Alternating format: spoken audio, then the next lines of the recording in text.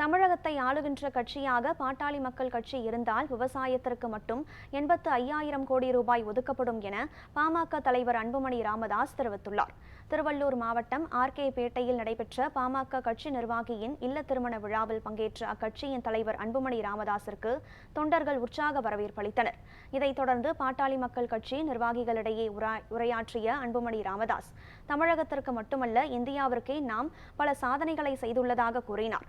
தொடர்ந்து பேசிய அவர், பாட்டாளி மக்கள் கட்சி தமிழகத்தை ஆளுகின்ற கட்சியாக இருந்தால் விவசாயத்திற்கு மட்டும் 85,000 கோடி ரூபாய் ஒதுக்குவதாக தெரிவித்தார்.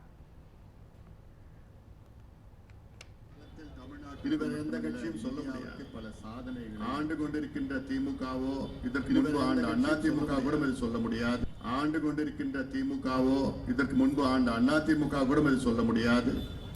ஆட்சிக்கு வருவதற்கு முன்பாகவே தமிழ்நாட்டிலே இந்தியாவிலே எத்தனையோ சாதனைகள், சமூக நீதி சாதனைகள், விவசாய சாதனைகள், சுற்றுச்சூழல் சாதனைகள், கல்விக்கான சாதனைகள் எல்லாம் செய்திருக்கின்றோம். 18 ஆண்டுகளாக தமிழ்நாட்டிற்கு வேளாணுக்கு என்னென்ன தேவைகள், விவசாயிகளுக்கு என்னென்ன தேவைகள், விவசாய முன்னேற்றத்திற்கு என்னென்ன தேவைகள் என்று அரசாங்கம் வெளியிடுவதற்கு முன்பாக பாட்டாளி மக்கள் கட்சி நாம் வெளியிட்டு வருகின்றோம்.